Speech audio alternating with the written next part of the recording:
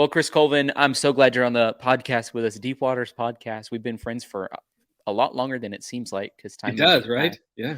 We have a lot of mutual friends and really glad to be able to meet you. You've been such a valuable resource to me and investment in my own life and somebody that I could talk to. I remember even just stepping out of the season I was in, leading in church and trying to figure out if online church is possible. And the ministry I'm doing now, you're one of the voices that I talk to. So I appreciate you and I'm glad you're on the stream today. And the topic that we're talking about, I think, is a really important conversation. And one of the, and I'm sure we're going to go all over the place. We sort of treat it like Joe Rogan. So if anytime you want to foray into just even fun topics, let's do it. But I Yeah. saw a blog by a guy named Bob Russell, who's a mentor of mine, pastor of Southeast Christian Church, grew it from about 100 people to 35,000 members. And he kept getting, he's sort of like, I don't know how I describe him, like the Pope of Protestant churches a little bit. Like he's the great mediator of what happens. And so people always write him and say, give me your feedback on this. And then he'll write a blog post about it. And people kept writing him and saying, I found out my pastor was preaching somebody else's sermons. And what do you think about that? And he just said, like, some people are great at writing sermons and other people are great at preaching sermons. And it really, to me, was kind of crazy that he said that because there's such a move from Yeah. certain perspective saying like, hey, you need to preach your own sermons, you need to write you need to write and preach your own sermons. And then here's one of the biggest pastors in American history saying, hey, some people are better at giving sermons than writing them, and was kind of standing up for that perspective. And I'd never heard anybody say that. I actually have heard pastors get fired for Mhm. not writing their own sermon. Oh, yeah. So I'd love to hear your thoughts, man. This is the great topic of the day. Yeah, obviously I agree with him. But I love the way he came about it. And he sort of, sectioned it off and said some pastors are great at writing and other pastors are great at speaking. And you can keep rolling with that.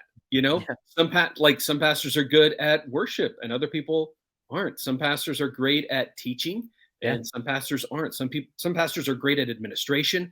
Yeah. Some pastors need to hire administration pastors.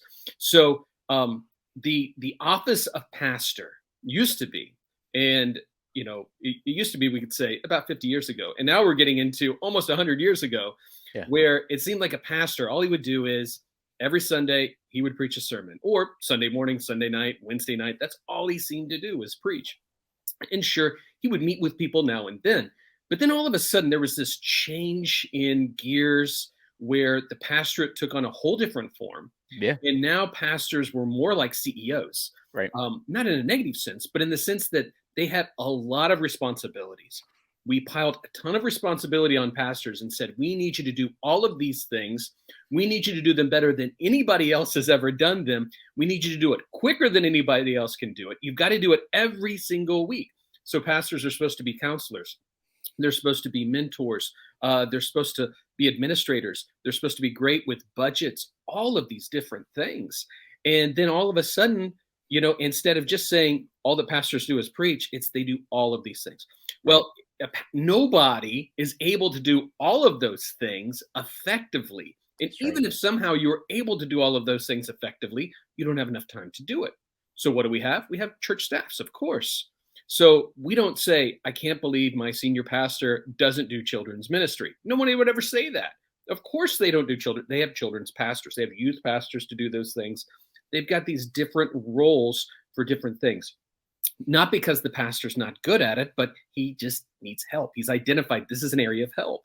Some pastors are not great at writing their own sermons, and so they need help in those areas. And I've been blessed that God's allowed me to actually do that, to come alongside other pastors and help them.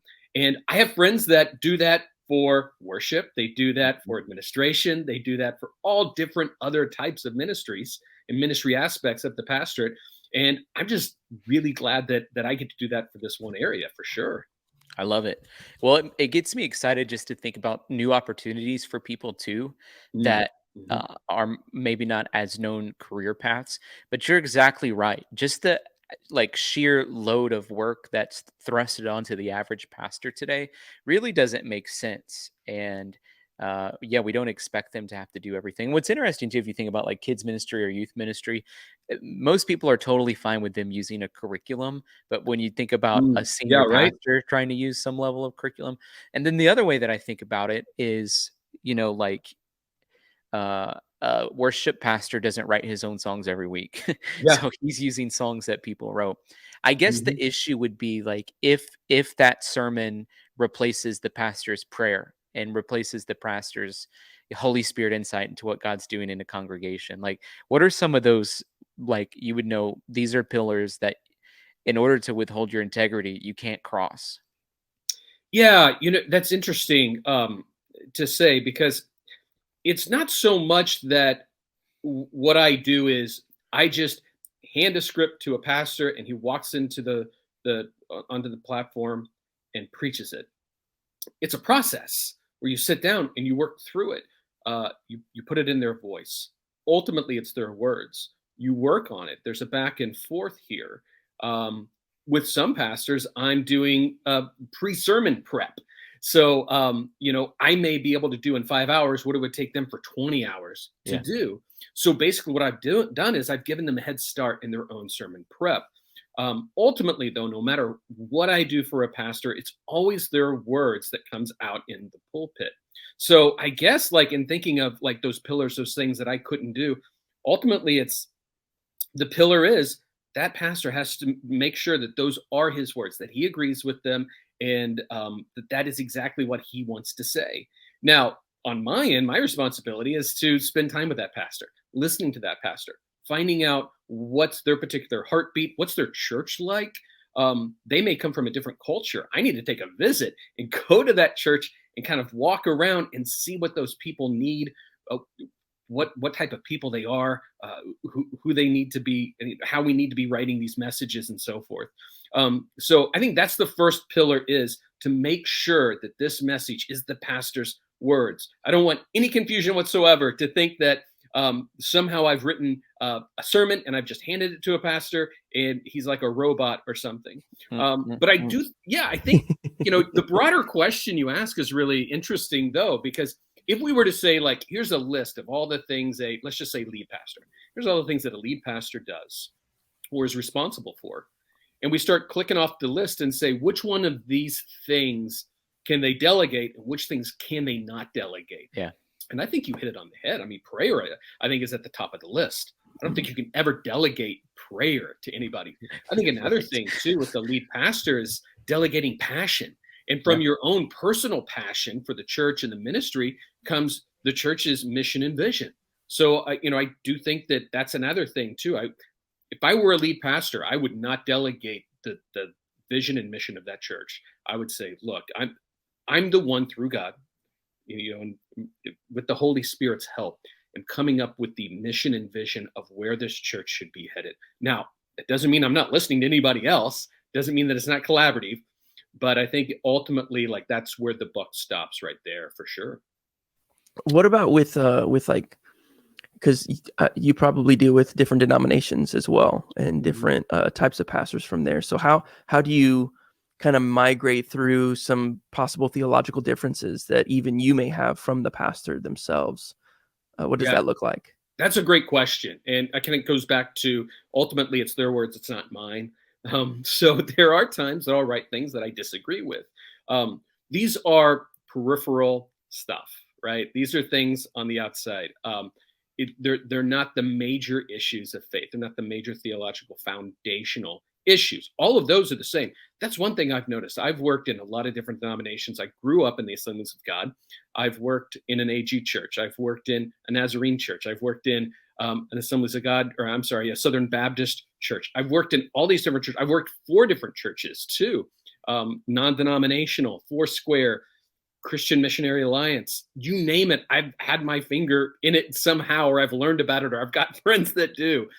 And one thing that I've taken away every time I go and meet with these pastors or go to these churches or listen to a sermon, they're a lot more similar than they are different.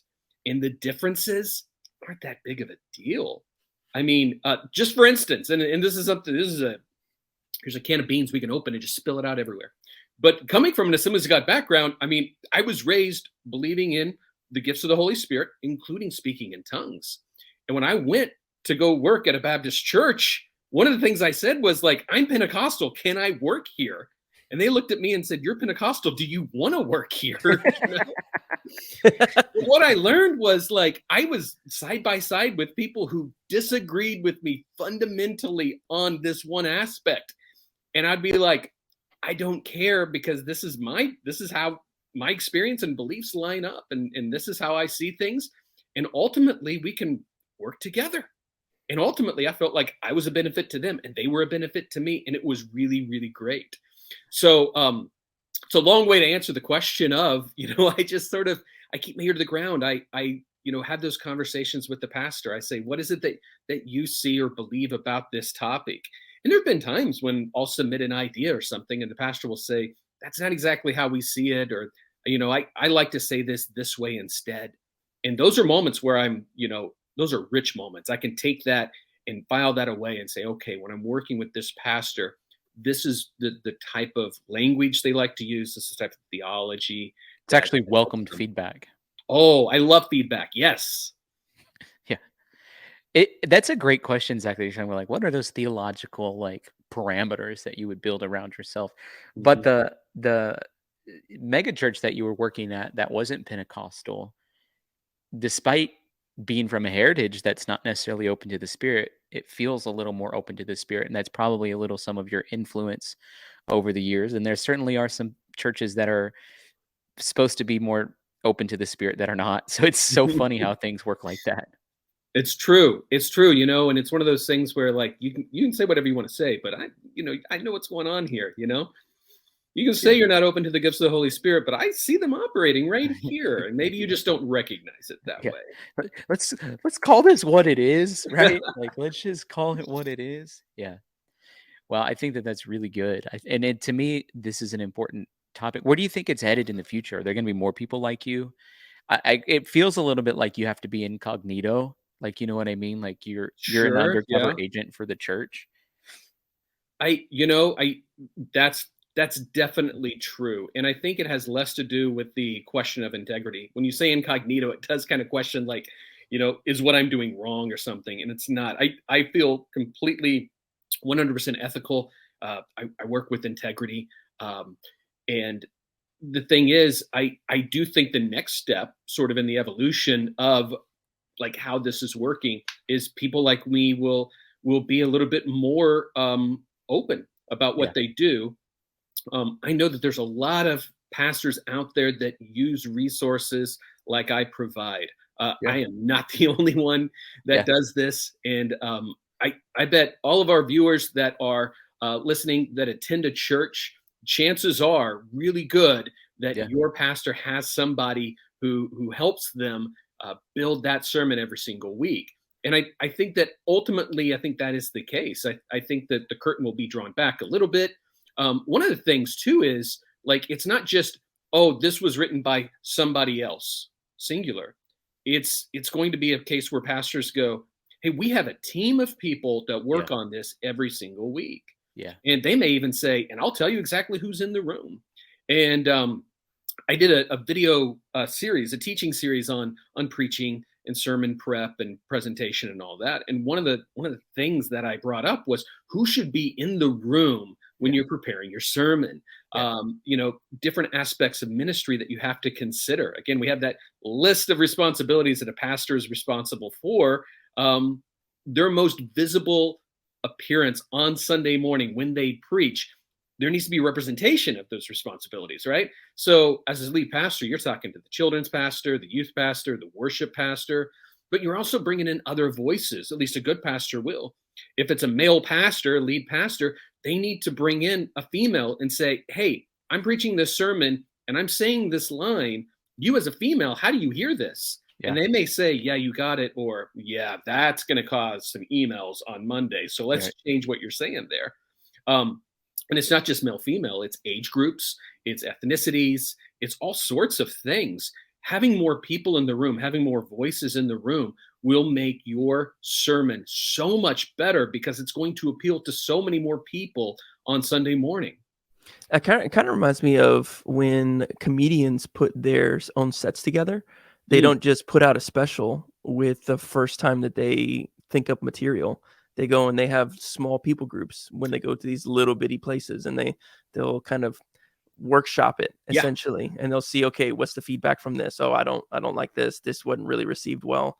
This people group maybe thought it was funny, but I could tell that in this other Hmm. place it just did not land. And so they kind of tweak different ideas and stuff. And Yeah. I think I just listened to an interview by John Mark Comer, and he was talking about how he has been shifting his own paradigm as far as going from the pastorate into a place where he writes a lot more now and wants to provide resources for pastors because that's where he really feels like the Lord is leading him in this place. Hmm. And so it's interesting to see that it's almost moving into a place where people are more recognizing now that there's more to ministry than just standing at a pulpit. There's more than just, leading a song. There's more than some of the typical things that you would see from a church that people do that can actually resource and help and benefit them and people in leadership that should be happening, and it Yeah. shouldn't be frowned upon or looked down upon. Yeah. So I love that. I love that workshop idea with One some of of the that. things when I stepped into this role, people would ask me, "Hey, do you miss church ministry? Do you miss ministry? Do you miss being in ministry?" And I'm like, "No, because I'm in ministry." Like I didn't, I never felt like I stepped away from it. Sure, I'm not physically in a church. I work from home, and I don't. There's not one home church that I base myself out of.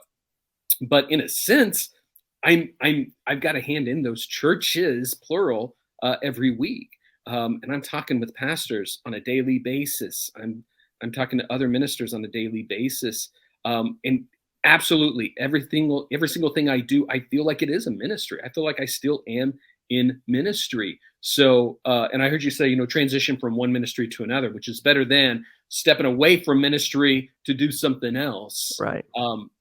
In fact, this ministry, I think this is a story I told you once, Tyler. This ministry, I'm 46 years old right now, and this is something that I felt passionate about when I was 18 years old. Mm. At 18 years old, I heard a sermon, and they mentioned the name for the Holy Spirit in John is the Paraclete, which literally means to come beside somebody and help them. And at that moment, sitting in a church as a teenager, still in high school, I had this vision, not a literal vision, but I could sense and see myself at some point coming alongside other pastors and churches and helping them in ministry. This was at a Mm. time when I was thinking about getting into the ministry and being my own pastor. And God was already planting that seed. Yeah. And for me, I've had more impact. I would say I've had more impact in my life by coming alongside other pastors and helping them Mm. than I ever did whenever I was leading a specific ministry, for sure. For sure. Wow.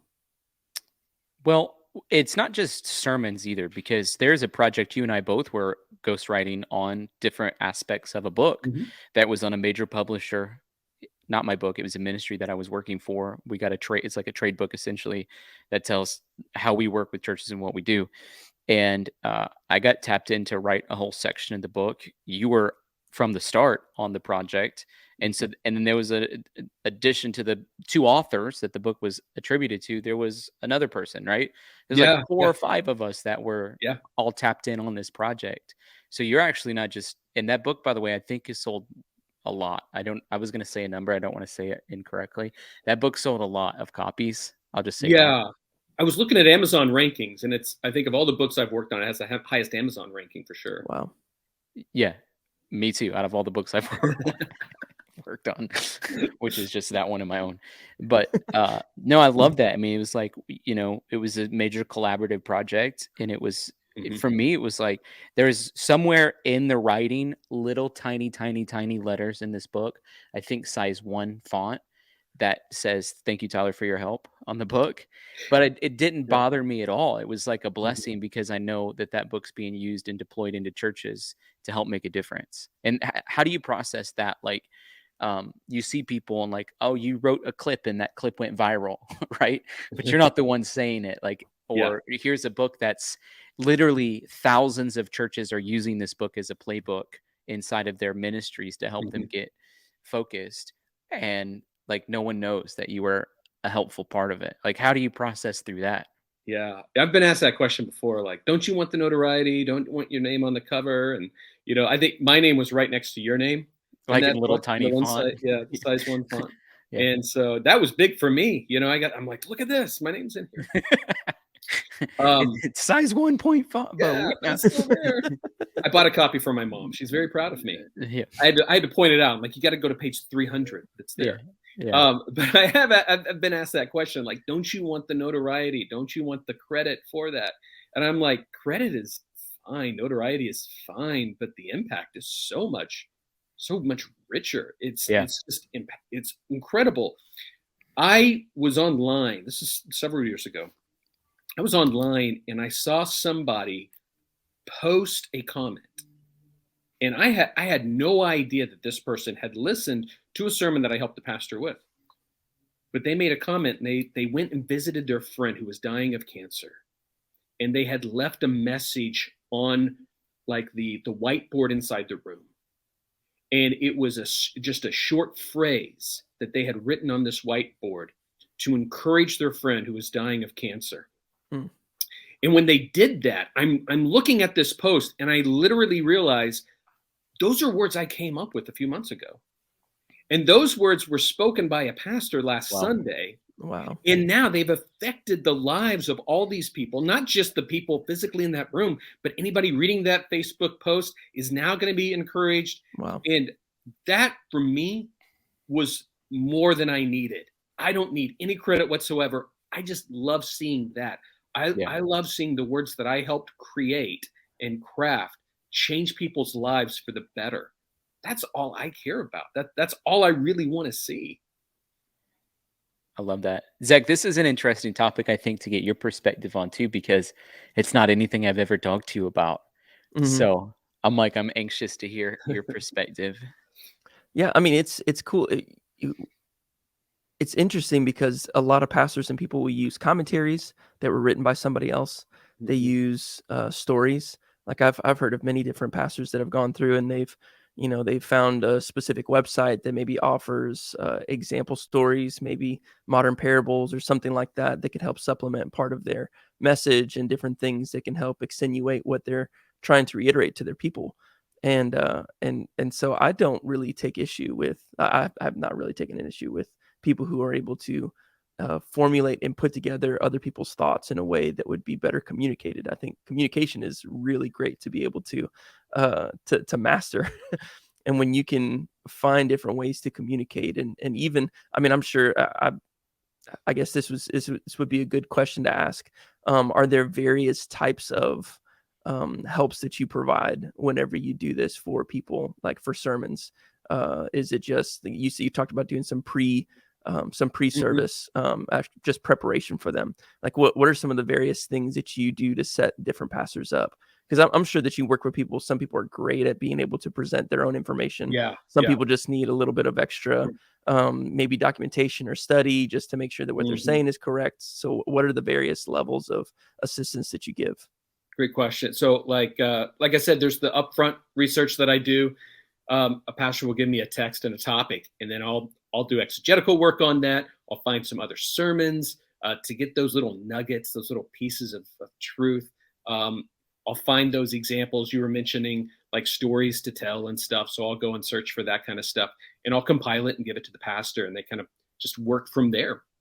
Another thing I do is for some pastors, I do some back end work. So maybe they write their own message and they're like, I've got a rough outline. Can you help me with this? They'll send me their notes and I'll kind of help them with the editing and say, hey, instead of saying it this way, say it that way.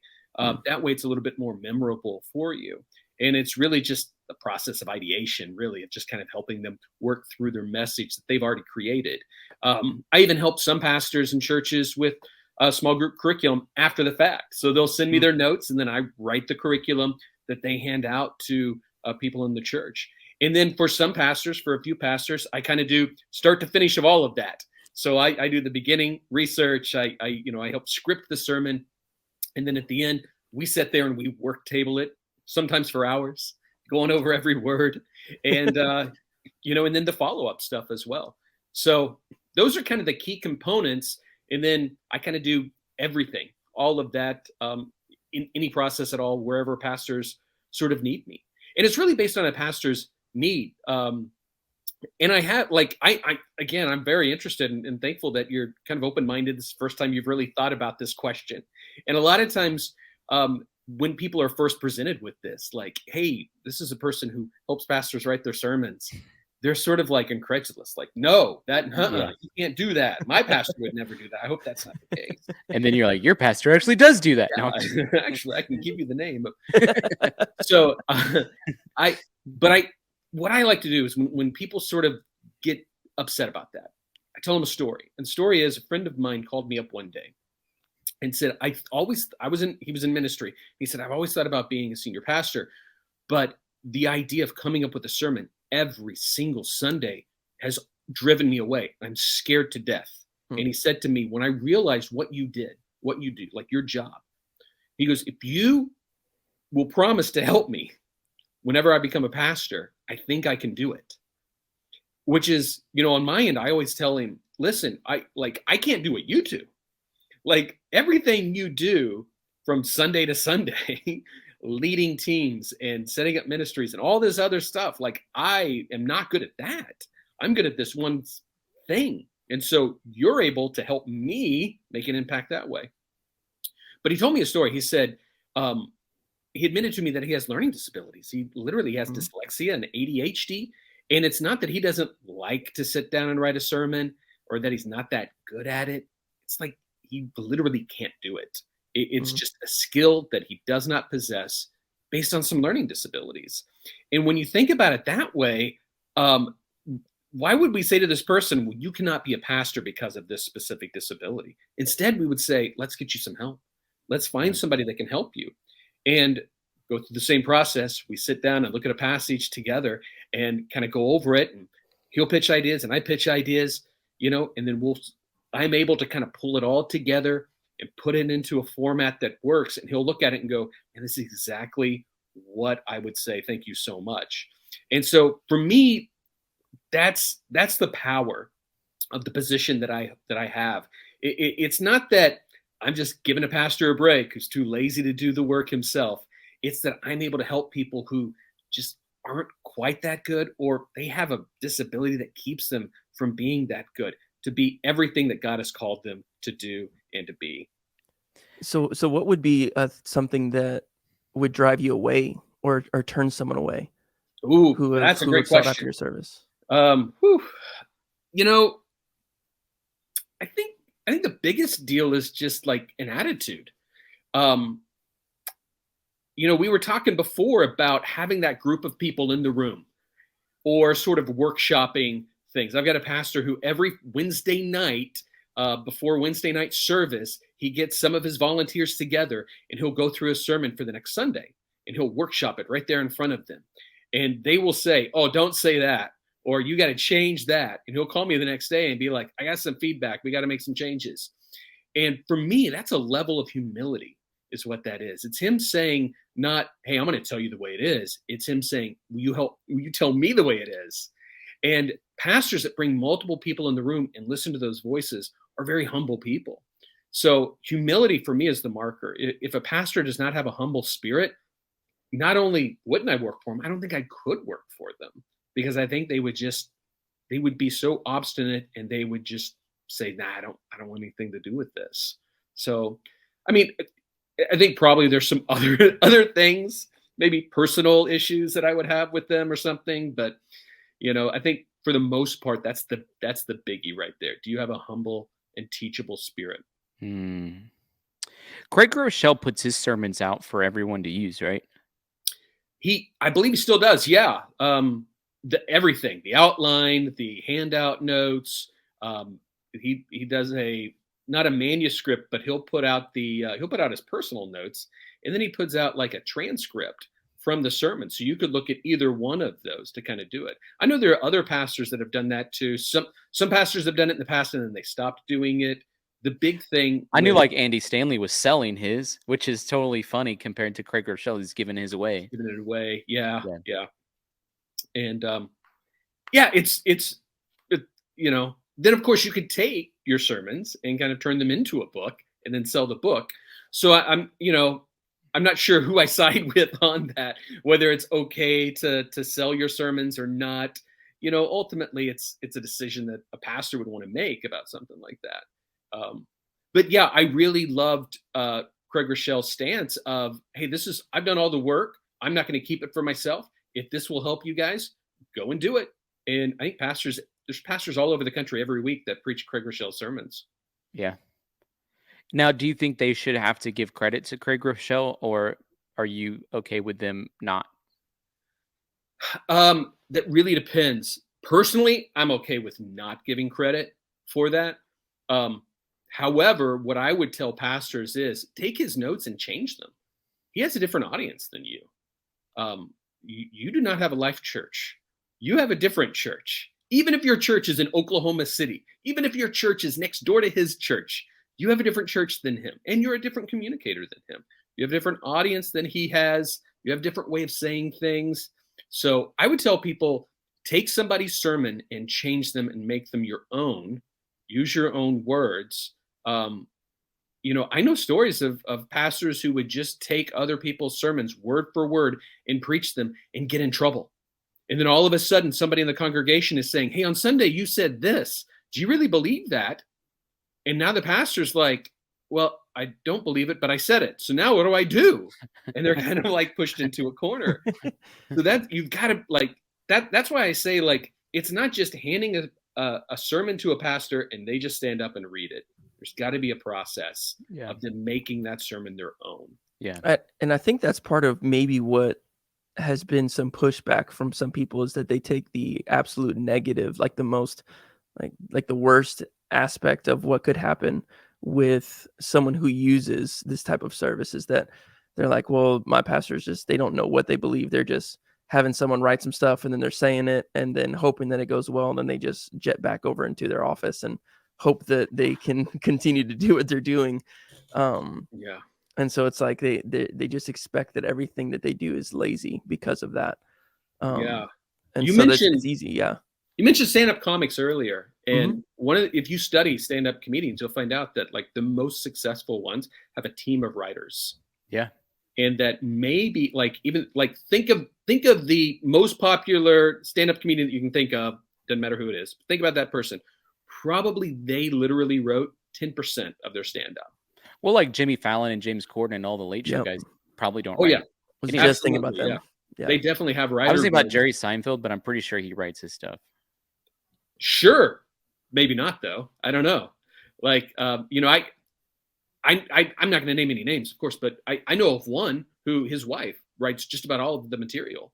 Wow. And I mean, if you look at the credits, like if you watch one of those stand-ups and you look at the credits, they've got this list of writers. Well, they've got that list for a reason because there were writers there that helped them. And so the point that I wanted to make was like, you can say, oh, that comedian's really funny because listen to all their great stuff. Well, they're funny because somebody gave them something really funny to say, ultimately, Or every presidential speech. Exactly, right? Yeah. Who actually wrote that, Oh, they're a great speaker. Well, they may be a great speaker because they had help with it. Yeah. I mean, they're like, think of the most famous preacher of all time, or at least of the last 100 years. Think of the most famous preacher. Don't say his name. Just think about that person. They had a ghostwriter. And so like it blows your mind to think that those types of people would have ghostwriters, but they did. They had script writers, they had people that helped them along the way. And so my point about the comedian is like nobody would ever say, well, that comedian's not funny now that I know that somebody wrote those jokes. They're still funny. Yeah. Right? They're still very talented people. They have the timing. Yeah. Or in the Christian world, they have the anointing. Exactly. So a pastor who is preaching a sermon that has somebody else, other people have helped them with, it doesn't make them any less anointed. It doesn't make them any less of a minister. It doesn't make them any less impactful. In fact, I think it makes them even more impactful. Well, one thing that I get really upset about, and this is happening in our culture quite a bit, and I have been a little bit more courageous to voice my opinion about it, but it has to do with like people that call themselves a part of the body of Christ, but yet their whole ministry is dividing the body of Christ. Mm-hmm. So heresy hunters and people who come with a sword. And I was just in your hometown at a church that you've been involved in at different levels. The pastors and the team all know you there. And there was 929 healing testimonies that came in from the time I was there, and one of those healing testimonies was kind of crazy. Like Zach and I have talked about this too, but where a woman was in an abusive relationship, her toes were shot off, the toes grew back. And when I got to the church, it's the first thing they're telling me, like, this amazing testimony happened. And then these Instagram accounts and website pops up. There's an Instagram account that is literally making fun of it, where they have pictures of toes on the whole Instagram account, and they named it that person's name toes Mm, account, which I hate that. And then yeah. the other one is called Show Me the Toes, and it's doing the same thing. It's taking Weekend at Burning, putting that pastor's face in it along with the other minister that was there, and then they're basically saying, we demand that you show us the toes. And so, well, I've talked to both of you guys about it, and you guys are more on the same page than I am on this situation. But I just feel like they shouldn't have to respond. I don't think they should respond to those people. Those people are clearly critics. Those people are not coming in a spirit of love. It's not bathed in humility. It's bathed in pride and humiliation and division, in my opinion. And so I was waiting for a response, and even you, Chris, texted me like, have you seen the toes yourself?" Like I want to. Have you seen the toes? Like, you know what I mean? And I'm getting all kinds of people who knew I was there. Now it's all over the, Sure, hit the sure. circuit. I get people text me all the time. Have you seen the toes? Show me the toes. And Well, it's made. I think it's made national news. I know it's made Mhm. regional news. I talked to people in other states, and they've heard about it, and it's happening right here in my town. And Yeah. so obviously it's in the newspaper, and so I read the newspaper article, and I've got friends that are posting the newspaper article, at a and service I was help leading, like right there in your town. and so I took a neutral response to it. Just saying like I wasn't there, I don't know, but like I know of occasions where people have faked things. Yeah, And me so I too. thought, is there a chance that this isn't an authentic one? Yeah, there is a chance. And so that's why instead of making a judgment on it, I texted you immediately and I'm like, Yeah. hey, Tyler, what's up with the toes? Hey, have You you know? seen the And toes? you gave me your information because I knew Yeah. you were there. Yeah. And I haven't come to a judgment. I haven't come to a Yeah. decision on this. But the one thing I did think of was, like you said, 920 some Yeah. miracles. Yeah. And everybody's talking about this one. Exactly. Mhm. And that, if it was 920, there's 919 other ones that deserve Yeah. attention and that call for glory to God for. Yeah. And it's sad. And Yeah. I don't know exactly which way to point a finger. I don't know who's to blame. And sure, there's the cynical nature of what's going on in the world today, or whatever we can say. But I lament and I'm sad for the fact that everybody's focusing on this one thing Me too. when there's so much more happening. Mhm. And for me, it comes down to an idea of also just like assuming the best out of people. Right. Like, kind of bringing it back around to sort of what I do. Like, you can assume the worst from me. Like, oh, this guy, all he does is sit here and write this stuff and demand power. Here, go and preach this. Yeah. You just assume the worst out of me and assume the worst out of these pastors, that they're Yeah. just lazy. Yeah. They'd rather be golfing on a Wednesday afternoon Right. than actually sitting in their study. Mhm. And, let's assume the best, that these It's good. pastors are saying, hey, I may be good at this, but I'm not the best. And I can bring somebody on board who can help me be better than I am right now. Mhm. Who wouldn't say that? Who wouldn't say yes to something like that? You know? Well, even And so Pastor John said, like, by anyone's measuring stick, 1,000 healing testimonies is a move of God. yeah, By of course. but to clarify on the toes real fast, Sure. not only do they have X-rays, they have videos and pictures. That's been Mhm. confirmed. And she was going in to get prosthetics, so they have an actual replica of what her foot is like currently to Yeah. compare everything to, and it's been medically verified by her doctors. They just don't feel like they're supposed to have to respond to those critics, but they have been working with two major news outlets, national news outlets, to tell the story in a way that protects the individual. And Yeah. like, I was just thinking from her perspective, here's somebody who'd been in an abusive relationship. This particular thing has been a trigger, literally, because it was a gun, but also just a trigger Yeah, emotionally. sure. And it's like the last thing that she probably needs for her emotional health is for her toes to be all over the world, for everybody Yeah. to be talking about them. Mhm. It's like to just put yourself in her shoes. I'm like, I wouldn't want anything. I wouldn't want that. And so the church is like, hey, first and foremost, we're going to steward our relationship with her well. Mhm. So I I agree with that perspective. We need to be praying for her. I mean, Yeah. if you're a believer and you believe that this is a true miracle, or if you're a believer and you say, ain't no way, both of those believers need to be praying for her. That's exactly Right? right. Mhm. Because on one side, it's, I believe this is a miracle, and she's going through a spiritual warfare right now where people are dragging her name through the mud. Yeah. On the other side, I believe this is fake, and there's something about this that has caused her to kind of act this way. Whatever the answer is to those two, and I'm not saying it's one or the other. You know, I trust you more than I do anybody else that's made a comment about it. Regardless of what you think, let's pray for her. Exactly. Let's keep her in our prayers. Don't make an Instagram account called Her Name Toes and post a bunch of pictures of people's toes on there. That's the kind of, and so like the other topic right now that I've been dipping my feet into to try to talk about it is this issue with Worship Leader magazine. I don't know if you've seen it, but the reason that was interesting to me. I was so fascinated about that because of I've paid it because of what I do. I've paid attention to copywriting laws, of course, and copyright and trademarks are different things, but they're very similar. And this whole thing was extremely interesting. And I don't know, did you see today that Worship Leader, the magazine, they came out with a statement today to kind of clarify what exactly happened. And apparently this all started with the mistake from Meta and Facebook, where Worship Leader wanted one page taken down, and Facebook said, all right. And then they ended up taking out 7 or something like that. And they said, whoa. We didn't want to take all of those down. Please restore those. That was an interesting thing. But when I first initially read it, I thought there's something wrong with the copyright, that the term worship leader should not, or not the copyright, but the trademark. The term worship leader should not be trademarkable, however you say that, trademarkable. Because it is a generic job title. So for the same thing, you couldn't trademark something like pediatric doctor or trademark something like short order cook. You just can't trademark that. And my first thought was, I bet the trademark office doesn't realize that the term worship leader is a generic job title. Well, certainly not in 1992.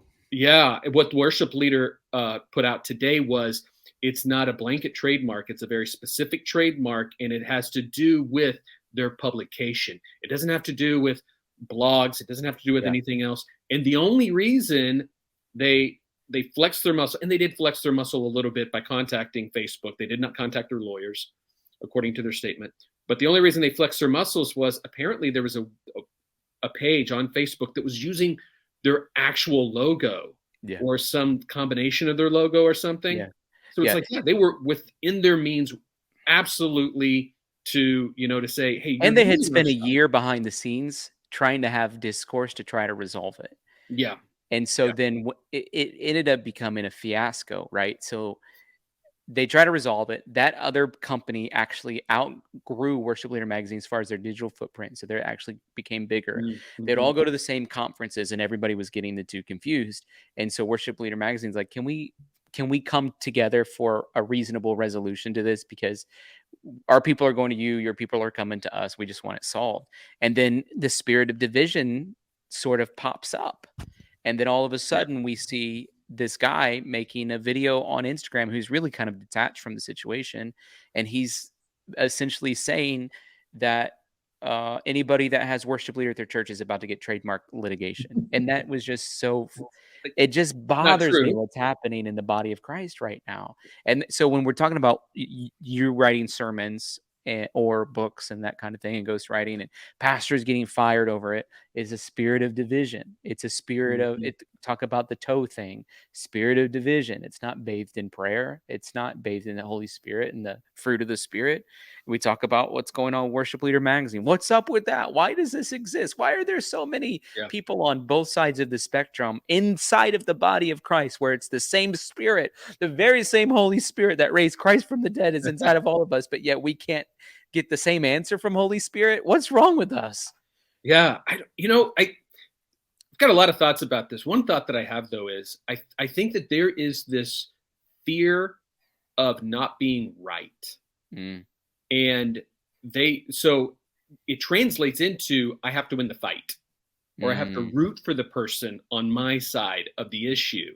And that means I root against somebody, because if I'm wrong in this, then I'm not right. And if I'm not right, there's something wrong with me. And there's a difference between being wrong about something and being a wrong person, right? So like I was wrong about stuff yesterday that I'm right about today, let alone stuff that I was wrong about 20 years ago that I'm right about now. And there's stuff that I'm probably wrong about today that I'll find out later on. Oh, I thought I was right, but I'm wrong. Yeah. And so I think it gets back to that spirit of humility. I think, maybe I'm off base, but I think like the spirit of humility can really break that division, because you say, listen, I'm okay with being wrong. I'm okay with you being right. I'm okay with us both being right, even though we disagree. It's okay. Yeah. And for me, that really cemented itself. I was talking earlier about being a Pentecostal, working in a Baptist church. Right away, you have to realize there's a lot of people here that think I'm wrong, and that's okay. and I think they're wrong. There are thousands of people at this church who think I am wrong. Yes. And I can either divide this place and get my little group of people and go, we're right, they're wrong. Or I can just say, hey, it's okay that you think I'm wrong. It's okay that we disagree on this. We're going to disagree about a lot more stuff. Yeah. It's all right. I heard a phrase one time where it was, and this was in the political realm, but you can use it for different things. But it was, if you're a conservative Christian, think about the most liberal Christian and think about the most conservative non-Christian You have more in common with that liberal Christian than you do the conservative Christian. Wow, it's the same way too. The liberal telling the liberal about a conservative, and so that's from a political standpoint. But if you think about it, like, the person in a church that you feel you disagree with most, like that is a church I could never attend because I disagree so much with them. Well, they have the same, like you said, the same spirit that rose Christ from the dead is in them, that it's in you. That's the biggest similarity that any of us could ever share at all. So we have so much more in common than we have different. I'm not suggesting that we need to like, oh, now you have to go to that church, or we need to tear down physical walls and just build one church. What I'm saying is, like you said, stop the division. Stop the Instagram feeds that nobody needs to see. Exactly. Stop writing articles. Stop. What was interesting about the toast thing, that your local newspaper, which is actually a pretty big publication, I would say second or third largest newspaper in the state, probably, of Missouri, they ran a story on it, and they haven't been kind to the church in the past historically. And they link to the Show Me the Toes website in their article. So it's almost like they have implicit bias from the jump, because if they would, like, it's one thing as a journalist from my perspective to tell the story of what happened and to raise questions. That's fine. And we all agree that it's fair to raise questions. God can withstand scrutiny. That's what I think. Like, if God did it, he can withstand scrutiny of all kinds, scientific, medical, whatever. And so hey, let the scientists in, let the doctors in, let the x-rays in. But it's another thing when you're reading the article and then they're referencing meme accounts about what happened. I just find that to be really distasteful, and it doesn't bridge build at all. It doesn't, it definitely doesn't. And I was more concerned with what I saw from Christian leaders. And I'm not going to point them out. I'm not going to point you to what Facebook post to go look at. But even before the meetings, a couple of weeks ago, I saw some posts on Facebook of Christian leaders in town saying, well, I'm really concerned about what's getting ready to happen here. And I'm like, first of all, why would you care? It's not gonna affect your congregation. It's like, well, I have friends over there. Well, great. We'll pray for them. Yeah. Right. And just let them be them and just pray. And my God's a really big God. Yeah. He is a really big God. Yeah. And if we get back to this right and wrong thing, every time I'm wrong, what corrects me is not the answer key. What corrects me is the grace of God. the grace of God comes in. And before I even know that I'm wrong, the grace of God is there. And the grace of God is so much bigger than we believe. And even if there were some error anywhere in anybody's thinking, the grace of God is always there to help in those situations. Why are Bill Johnson and Randy Clark so controversial? I don't know because you know more about them than I do. I think that Zach knows more about them than both of us. there you go. So I can't answer that question. I do think that there have always been, and I've been around this thing for a while, and there were in every age there have always been people who call them faith healers or whatever, but there's always been people who are gifted in a certain way and have ministries that are very because of what they do. A healing ministry is a physical ministry most times, and because of that there's a presentation that happens with it. And there's been proof in the past that some of these supposed faith healers have been exposed as inauthentic. I see. Okay. And so I think what happens is, there was a lesson learned. That was kind of before I was alive. Some of that stuff was taking place. Yeah. I'm not going to name any names at all. Yeah. But this happened all in the 80s when I was a young Christian in church, watching this play out on television. And it was like, wow, there was a time when it was really bad in the sense of there were a lot of people that were being exposed. And so it could be, my opinion is, it's sort of a fool me once, shame on you, fool me twice, shame on me type situation. And so now people are extremely careful of this stuff. Mhm. Like, hey, if you have a ministry that seems to be even a little bit showy, then I don't want to have anything to do with that, because that looks a lot like what happened back then. Mhm. And some That of it makes happened sense. even more Yeah. recent. You could probably, find some people more recently that have been exposed as inauthentic or whatever. I think there was a time when it was huge. Like some of the biggest names were sort of taken down. Wow. Now it seems a lot less. And I would say this about the current crop of, faith healers, let's call them that. They're a lot less, let's say, showy than some of those people in the past. And some of them, even the ones that I would consider to be authentic faith healers, their presentation was such that it was very performative. Yeah. And some of those guys are a little bit quite a bit older now. And so the ones that get a lot of flack are ones that maybe aren't even very young. They're still doing the same thing that they had done before.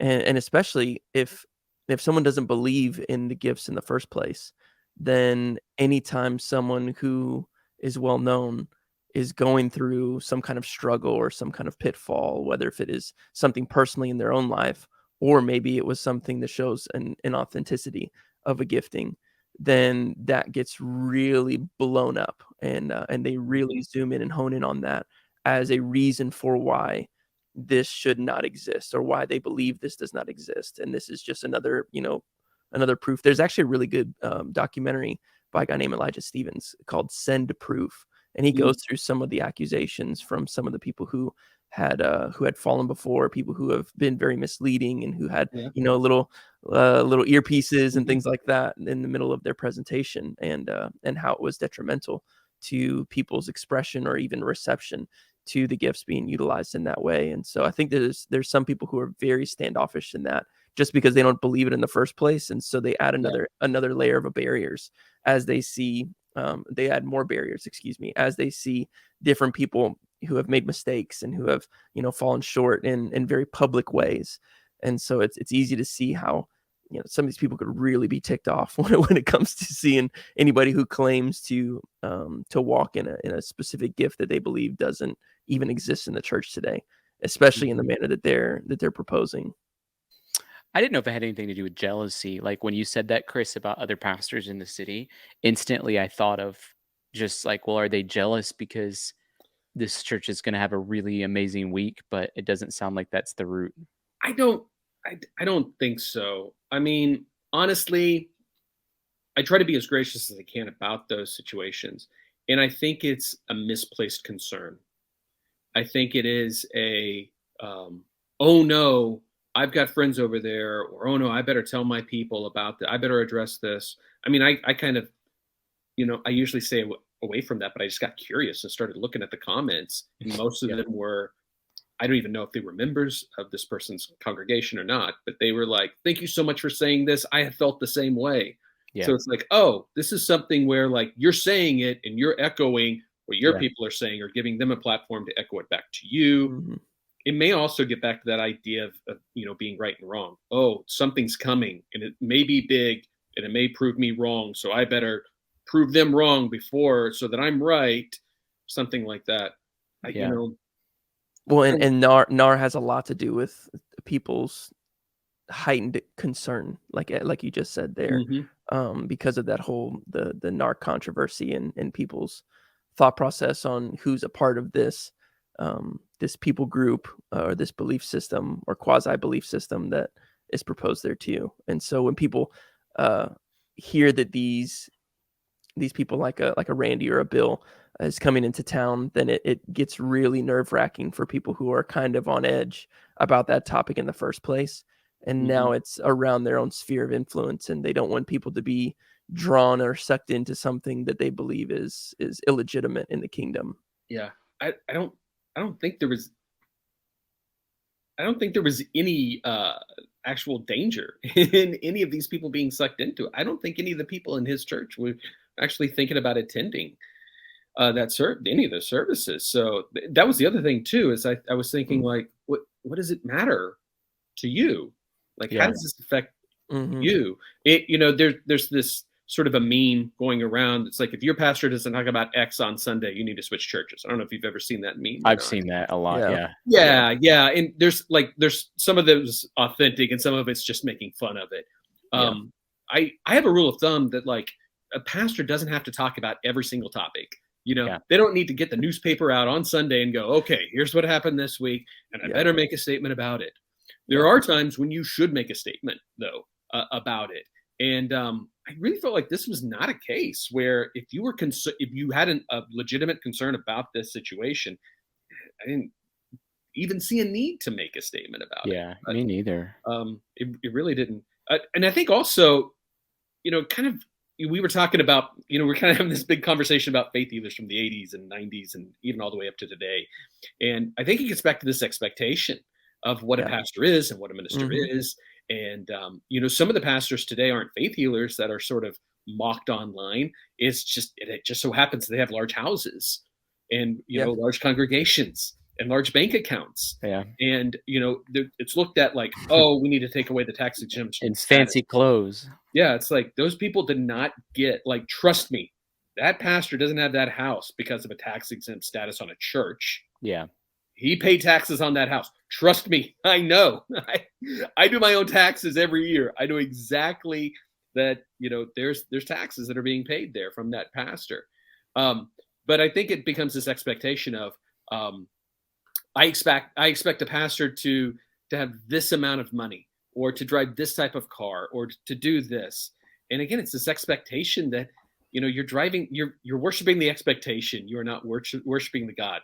And put your focus on Jesus. Exactly. And I can name somebody who is maligned in the press and on social media day in and day out. And just you bring up this person's name online, and there are 100 people that will come for their head. And from what I've heard, every single week at his church, people are getting saved. Right. People are moving into the kingdom. Yeah. It's like, okay. And I know that this person does not really care what people say about them. They just say, you know what? All right, you be blessed. I'm going to keep doing what God wants me to do. And he has, and he's had an incredible ministry because of it. Yeah. I even think of like just there's a minister that's like a prosperity gospel guy, which isn't really my cup of tea.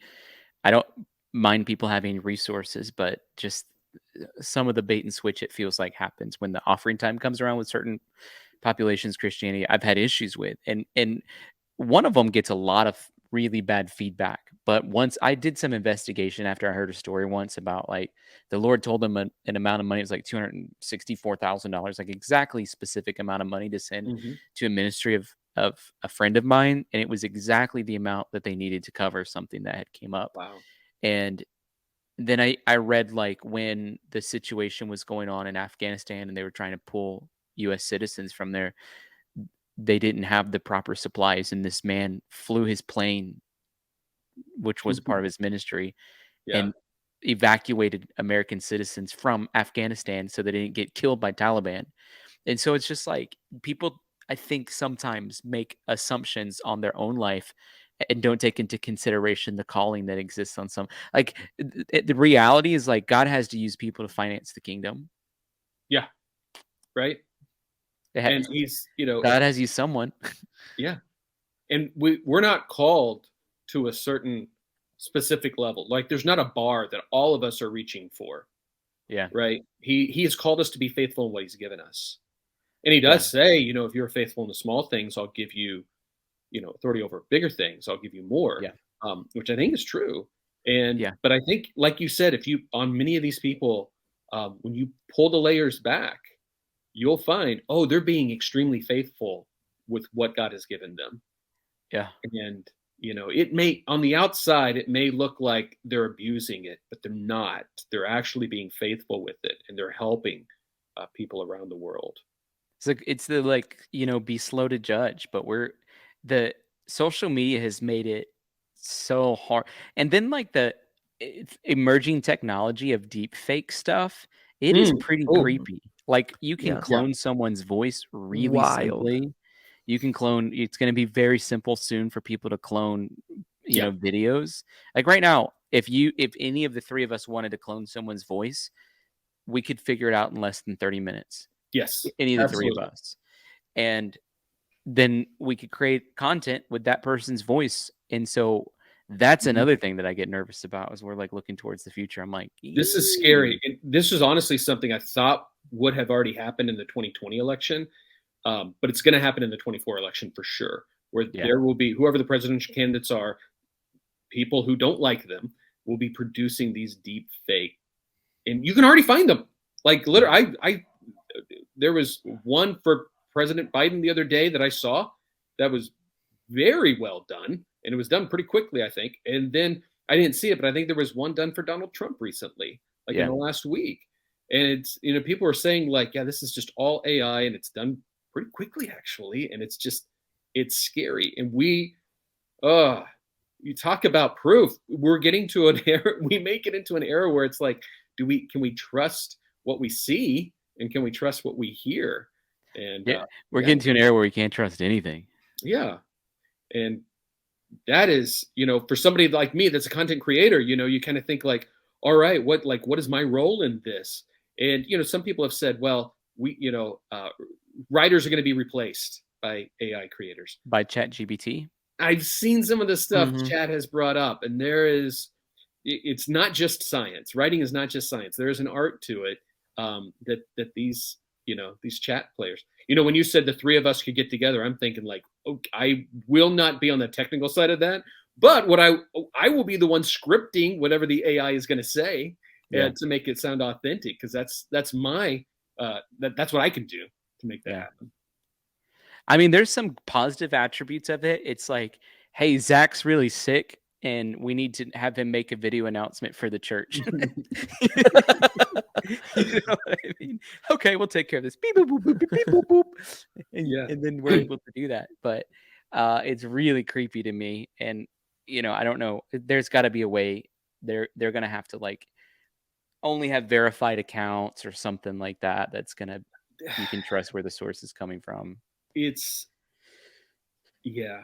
I mean, we've already been about 10 or 20 years deep into well, I read it on the internet, so it's true. Yeah. Mhm. And so and the fake news has just been, it's just such a great business. And I think the same people that are propagating the fake news accounts are going to, once the AI gets perfected, and we're moving in leaps and bounds right now. Yeah. It is like, it's not just like, well, it'll take a while. It's like they're twice as good as they were yesterday, and they'll be twice as good tomorrow. Yeah. Mhm. And so we're very close with it being really, really good. And movie studios are going to start doing this. I think I I think saw. they probably have to some Yeah, degree. Mhm. I think what didn't I see? Maybe some of you guys have heard this. I don't think it was a fake story, but I haven't seen any follow up on it. But it was supposedly James Dean was going to star in a movie, and they were going to use AI to like have an actor stand in for James Dean, and then they were just going to change it to be James Dean. Um, Wow.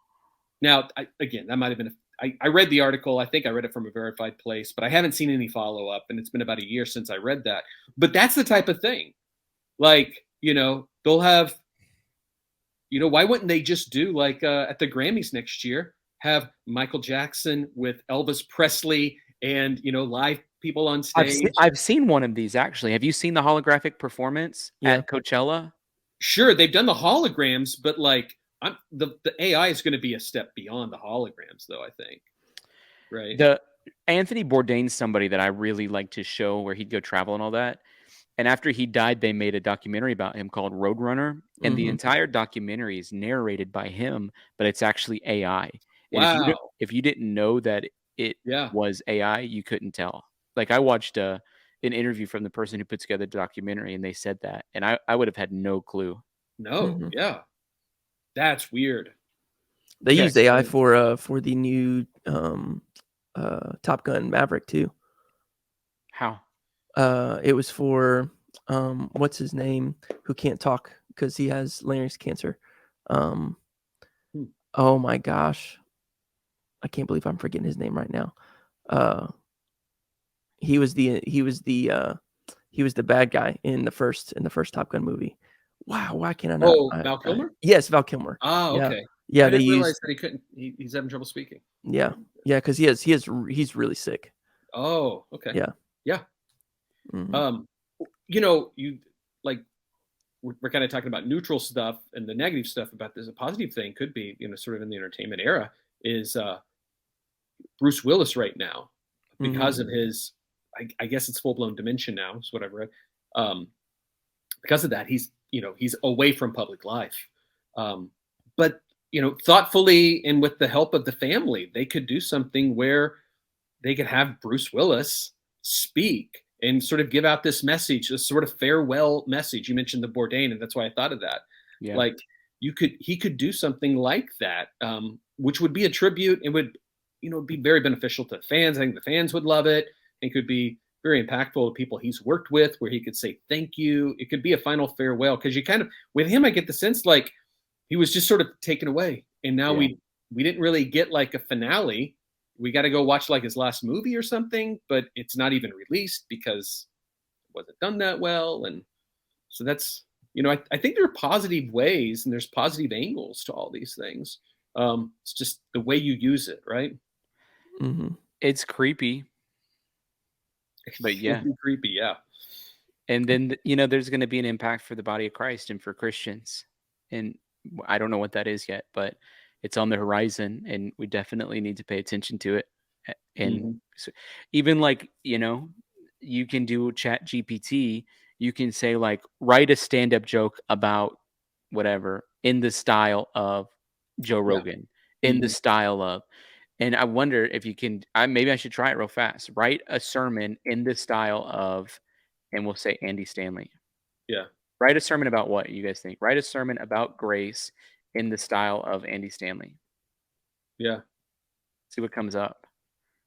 Yep, it's writing it. How crazy is that? Let me put it on the screen. So it would know Andy Stanley well enough to be able to write it without you having to give anything. Let's start by defining grace. Grace is the unmerited favor and love of God. How crazy is this? Yeah, and it's using scripture and everything. Our need for grace. But Andy Stanley has 3 points. It's us, we, v, all of that. So I wonder Yeah. if they're following his actual style. Chris is like, I have a new tool. No, I'm being critical. I'm looking at it going, isn't that great? But we haven't given enough parameters, and we haven't let it. If you did this, by the third iteration of this, you would probably have a pretty banging sermon on grace. The definition of grace, our need for grace, the source of grace, receiving grace. It's already on his fourth point. Fifth point, living in Fifth point grace. Living in now, grace. yeah. When we understand and embrace God's grace, it changes everything. Living in grace. Graceland. Elvis was When it's listening. What's really interesting, and I don't exactly understand how these things are sourced. What's interesting is, like, if you read this, I mean, just glancing at it, it doesn't seem off theologically. It seems like they understand, like they're hitting the big passages on grace. They figured that out. So write a song about grace in the style of Elvis Presley. nice. I will say about that sermon, it really didn't feel like an Andy Stanley sermon to me. It didn't to me either. So it must not know. But I think probably comedians. I don't know music that well about Elvis Presley. It seems like an Elvis song. Grace, oh grace, such a beautiful thing.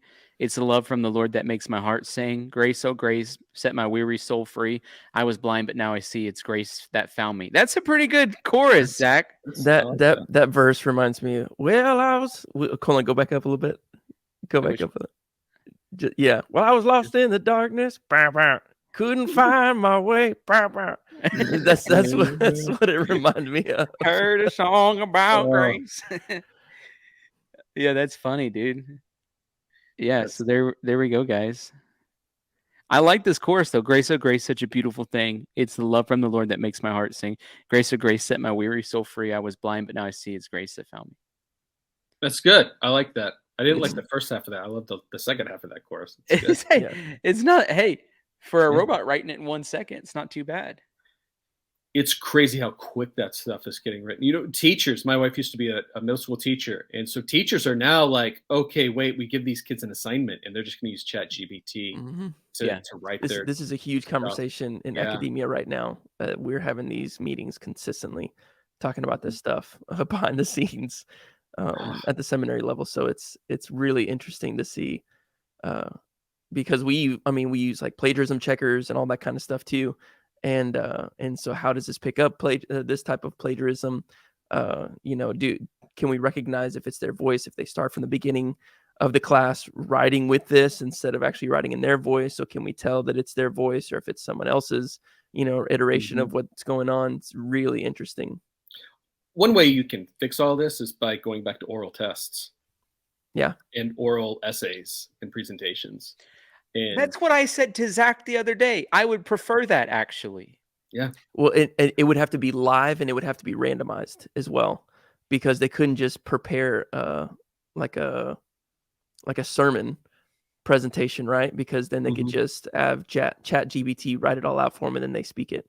Yeah. Based off of that. So it would have to be like the instructor actually going through and asking specific questions. But I mean, that's super hard too, because if you're online and then they can have access to the internet, depending on the type of stuff, because you're having a stream, then they could still use something like this. So it's really interesting to see.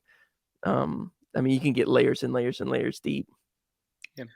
A lot of my master's work was oral based. It was, we'd read a book and then we'd sit and talk about it for 2 hours, and you had to know your stuff. Yeah. Like the teacher knew exactly if we knew the stuff or not. And then if we wrote a paper at the end of the semester, we also had to do a presentation along with the paper. And again, you can't just like hit enter on the AI stuff and then go, all right, you got to know what's in your paper to be able to give a presentation on it as well. Well, my thing is like I hate doing Turabian style, and I would prefer just to give a presentation. Like I don't mind the content part of things. It's just like the format. I spend more time doing formatting on seminary stuff than anything else, and it shouldn't be that way, in my opinion. It should be like content is king. I got my master's in business. They're like, pick whatever format you like. They didn't care. They're more focused on content. I appreciate that about that institution. When I first met you, Colvin, I'm trying to figure out when did I first meet you, but I first heard about you. I'll tell you this. Because the megachurch that you were a part of, I was hired to be a consultant for the pastor. So I had a contract. I can't remember how long it was, like a year, maybe. I don't know. Sure. They hired me for some period of time. And I was like, overhauling their digital media for the whole church and for the pastor essentially. And I was in a lot of meetings, and you were helping create some of the that's how I met you. You were helping create some of the digital content, I think, Mhm. for the church. And I want to say, and I could be wrong, but there was someone either like loosely associated with that church or maybe part of that church that did a thing called your 1 degree. Is that right? Yes. Yeah. And is that the thing that really helped you get focused about what you're supposed to be doing? Can you tell us a little bit about that if it is that thing? It isn't the one I've done the 1 degree, and that helped me get back into ministry. Longer story is I was a youth pastor right out of Bible college. And then I felt like I did a horrible job. Like, what's your nightmare scenario about a church service? It's that nobody showed up. That happened to me twice as a youth pastor. Like, if 5 kids showed up, it was a win. And so I just felt beat down. I just wanted to Yeah. like step away from ministry, and I Youth did for a ministry is while. hard. Yeah. Yeah. And I stepped away for a while, and I was doing another job, and man, was that unfulfilling. Yeah. And at the same time, I was kind of, I was at a retreat where we did this 1 degree thing. And from that, one of the things I got from that, and I don't think this is something that they teach in the 1 degree. One of the things I got from that is, what's the one thing you do better than anything else? And at that time, even though I was working in insurance, I was like, the one thing I do better than anything else is write and preach sermons. It's good. Can I do that at my job right now? No. Can I do that on a volunteer basis? Probably not. Okay, then that means I'm going to have to make a change in jobs. And it was a God moment. The short story is, it was a God moment where like the next week, I randomly got a phone call from somebody on staff at that church saying, "Hey, let's go and have breakfast." And we went out for breakfast, and he was like, "Hey, tell me about your experience in ministry." And I laid it out. I'm like, I was a youth pastor, and I felt like I was the worst youth pastor on the planet, and I was a failure and everything. It was okay, cool. Anyway, listen, we want you to be our young adult pastor. And so I'm like, after me telling you all that, you still want me? He's like, yeah, and the line at the time was like, we just want you on the bus. Yeah. We don't know like what role you fill. We don't know what seat you fill, but we identify you as somebody we want on the bus. Once I got on the bus, it was like, oh, this is the perfect seat for you. We didn't even know it existed. Yeah. And You're using the same metaphor. Like, I'm on the bus now. yeah. So then I was on the bus, and then I was like, okay, what's the one thing I do better than anything else? I had a conversation with that pastor, and he said, a blank page gives me the cold chills. And meaning like to sit down and start writing a sermon from scratch, from zero, is something that just was so hard for him. And I looked at him and I said, a blank page is something I absolutely love. Yeah. I look at that blank page and there's so many possibilities. When I get a blank page, I'm ready to run. It is so exciting for me. And the lesson there is, all of us see the world differently. We all have gifts that are different than each other. Same Spirit, different gifts, right? 1 Corinthians chapter 12. This is a perfect way to figure this all out. And so I have figured out that there are things that I do, ways that I think, ways that my brain processes, that other people, it just doesn't work for them. And that's part of the problem that they have as a pastor with sermon prep and sermon writing. And if I can come alongside them and say, let me help you with that. You hate a blank page. I love a blank page, right? I hate administration. You love administration. I think this is a great marriage, right? I'm not good at drawing a crowd. You can just send one post on social media and you're going to have 200 people show up. So let's figure that out. How can I work with you to make you better? Because you will make me better for sure. Right. That's so good. Mm-hmm. And then you said, how can I scale this? And how can I scale this? Yeah. Yeah. Sort of another way to look at it is, what do I do that other people hate to do? And how can I get them to pay me to do that? Yeah. Because we do have to make a living. Yeah. Have you reached a threshold where you're like, man, I might need to hire an assistant, or I might need to hire a staff under me? Or do you keep it pretty, you draw a line of how many you have? There have been times when I've thought about that, and I've gone through a process of helping other people or having other people help me. And it just hasn't worked out exactly that way yet. I really feel like God's moving me more towards just being a freelancer on my own. Yeah. rather than having other people. And part of that, I think maybe I'm a control freak. When other people would help me, I'd be like, all right, send it to me, and then I'll send it to the pastor. I got to look over all this and make sure that. And I realized, you know what? Oh, there is, like, if we're talking entrepreneurship, there is that flex point where Yeah. it's like, until you have this much business, it doesn't make any sense to hire anybody. Yep. But you can't hire anybody until you have this much business. Right. So you have to have like a promise of that much business. And so, I mean, there's a whole process I could go through, and it would probably take me about 6 months to figure out, could I get enough business to hire somebody new and then do something with this? And honestly, there's not a necessity for me to do that yet. Yeah. So I haven't done it. I'm interested, Zach, what you think about this profession, if you think it's going to expand. Like I'm like very curious of your thoughts. I think it's interesting. I don't know. I could see this being something that's even hired on as a specific staff position. Yeah. And not just a A freelance lot position, of you mega know? churches have that staff position already. A Yeah. lot of mega churches that Yeah. I've worked in as a consultant. A Mhm. lot of them have that role. Yeah. And so I mean, I think that this could be utilized in various capacities, and in different scenarios. You have different needs. Some churches, they can offer a position for someone like that. For others, they need someone who's more of a freelancer, and they can kind of have on retainer for certain times that they really need. Maybe it's for a sermon series, or maybe it's just for a brief amount of time, and maybe it's for the unforeseeable future. We just continue on for forever. That this is our relationship with one another, is this. And so I think it just is a very flexible type of need that there's some pastors that they're phenomenal at being able to craft their own messages, and they can do that whole thing by themselves. And then they have other people on staff that do other things that they're not super strong in. And so I mean, yeah, I think this could go various directions. I think that there's some people that really benefit, and they're very blessed by having you in their corner, and to be able to utilize the skill and the gift that you've been given. And then it's also very beneficial to the church in itself to be able to have someone who's on par there.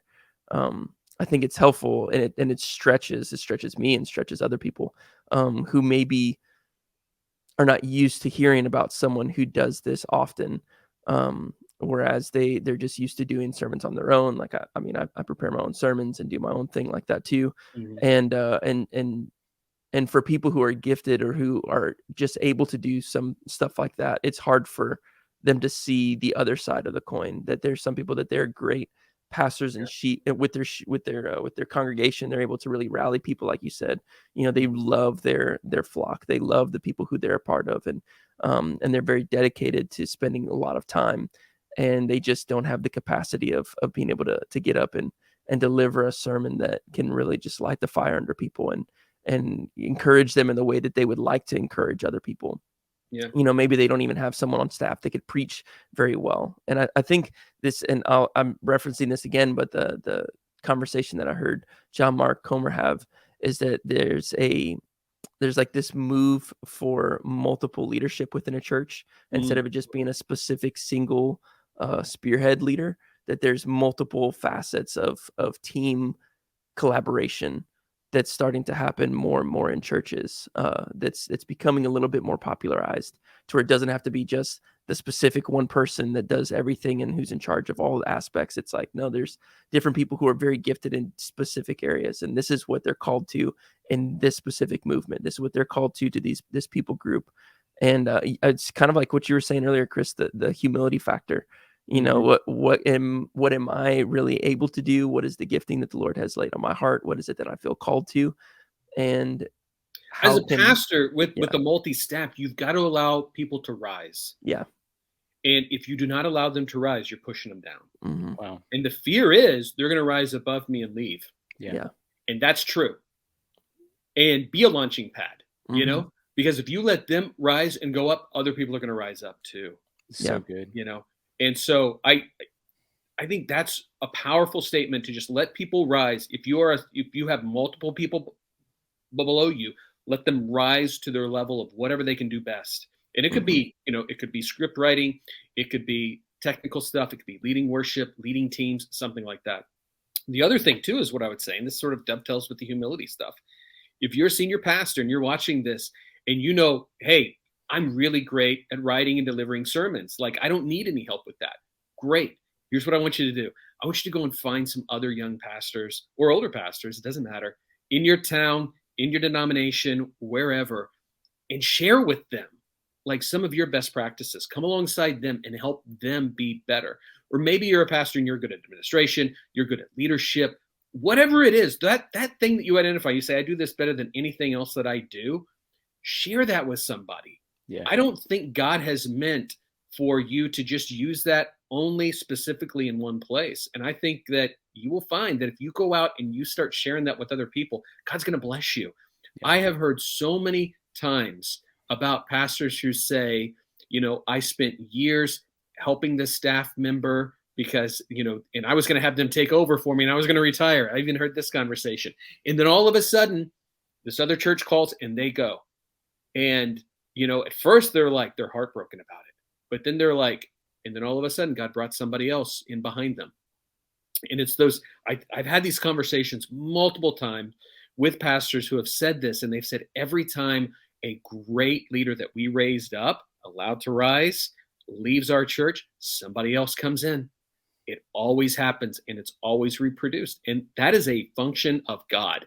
God is doing that and God is letting that happen because you were faithful with what you gave him. And sometimes the faith is giving it away and giving it to others. Getting back to Craig Rochelle, God was faithful with him, or God gave him something and he has given it away. And now God's being faithful to that. He's seeing that and he's responding to that. I think that's, that's a key right there. Absolutely. Even the Bible app that they have is like, it's worth billions and billions and Mhm. billions of dollars. They've never made a penny off of it. In fact, they lose money because they have to Mhm. fund it. That Yeah. makes me, I mean, like you're talking, I'm like, that's the heart of God right there. What do you think the future of the church looks like? I think the future of the church is, I think it's small, and not in the sense of there's going to be less people in church. What I mean is you're going to see, I don't know what to call them, micro communities, I guess. And it may not even be that, hey, you're going to have they're going to have more churches of 100 or fewer. What I mean is you may have micro communities where you'll have a community online of people from all over the world, different places, who will come together and they will consider that to be church. Now, they may attend a church, like a brick and mortar church, but I think you're going to see the rise of these micro communities. And the reason I say that is you got to look at Gen Z. Millennials is something that we've looked at and studied. Gen Z is one of those things where people told us, here's what's going to happen. I'm the father of 2 Gen Zers. And I can tell you that community for them is not necessarily brick and mortar. They don't necessarily have to go somewhere to find community. And Tyler, you know this to be true with the ministry you have right now. Yeah. I think your type of ministry is the future, whether that's exactly what will happen or it's what the church needs to invest in, because that's where the world is headed. That's what I see. I may be wrong. And again, I may be wrong today and I'll find out later that I was wrong.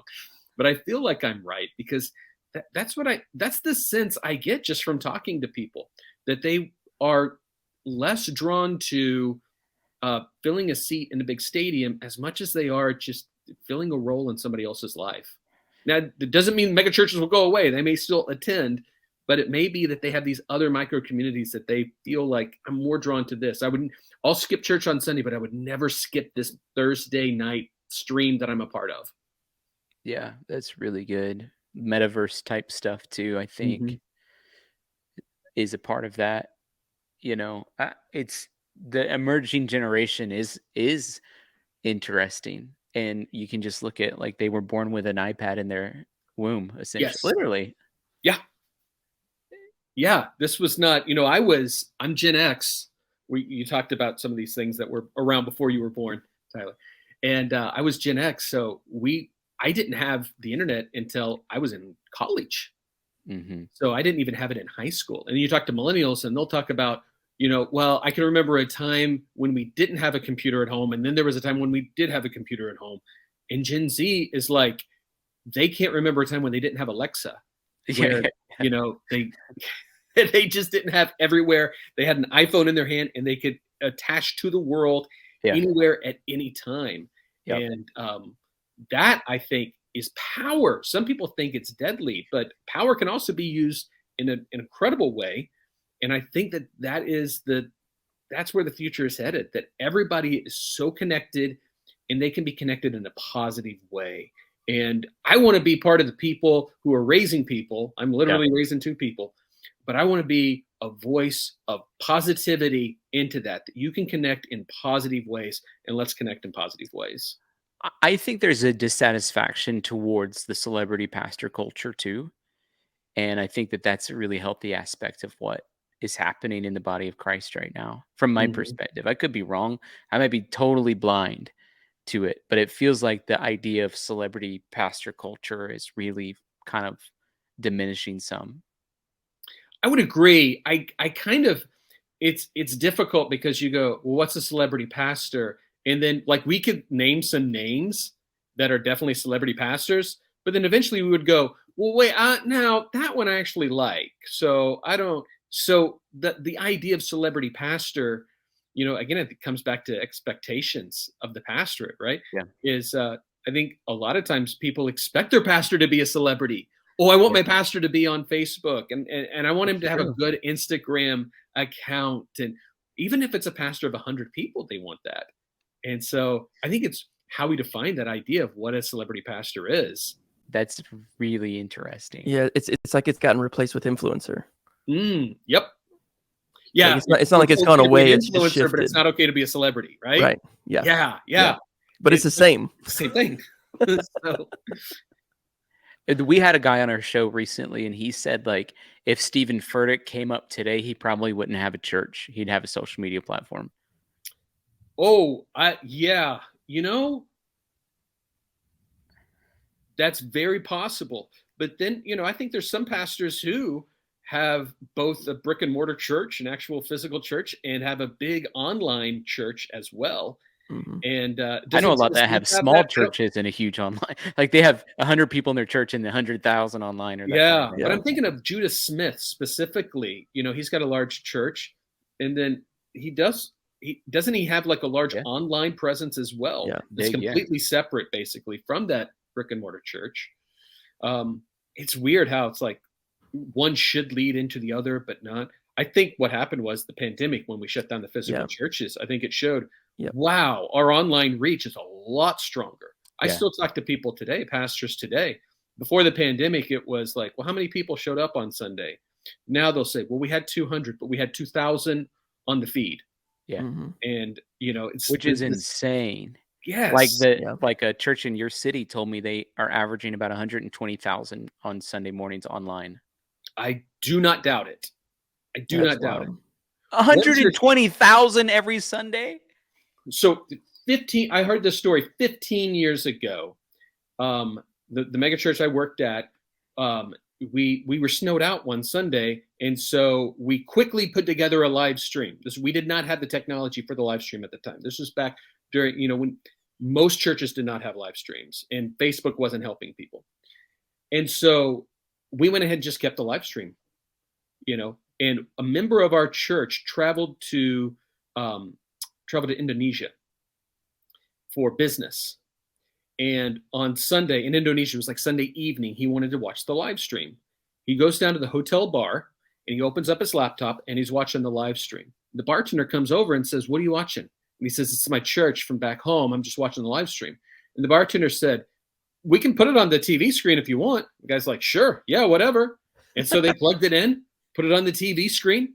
Everybody in the bar was just sitting there watching this service for an hour. Okay. The guy leaves. He comes back 1 month later. This is Indonesia, by the way, right? A majority Muslim country. Comes back 1 week later. He walks in the bar. The guy's like, "Hey, you're here." It's like, yeah, sure. He's like, "We've been showing your church's live stream every single Sunday night. People pack out the bar to come watch this thing." Wow. And it's like, because of one guy sat in a bar and was watching a live stream, all of a sudden now thousands of people are being impacted in Indonesia. Wow. Nobody at the church was like, we got a plan to reach Indonesia. Come on, we have to come up with something to meet these people. It just happened. It just happened.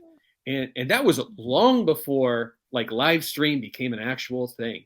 So now when you say 120,000 people, I am not surprised. And it's probably in these pockets of places where the church is actually outlawed. Yeah. You know? Yeah. So, well, we're running out of time. I just want to end on this, and then I'll let you, Chris, have the final words. I said, write a stand-up joke about grace in the style of Joe Rogan. So, folks, I was thinking about grace the other day. The divine help we get from the universe or God or whatever you want to call it. Kind of like the ultimate cheat code for life. It's like, hey, man, you messed up. No worries. Here's some grace. You're good to go. It's like getting a free pass on a test you never studied for. But the best part, it's unlimited. Imagine if we all lived like that. Just handing out grace like it's Halloween candy. Life would be a never-ending sugar rush. But instead of cavities, we just have a world full of love and understanding and maybe a few more stretchy pants. That's not bad. It's not bad. I don't know if it's in the style of Joe Rogan or not. It is. I think it is. It's not as colorful. Standards of Joe Rogan. I don't know if he would actually do that in stand-up. But I know plenty of pastors who would use that joke for sure. I know. So there you go. Next time either one of you guys need a joke, you know where to go. We got it. Yeah. I'll be doing that All right, for sure. MrColvin.com. Anything you want to share with the audience if anybody's interested in rendering your services, following your story, having communication with you? Is there anything you want to say?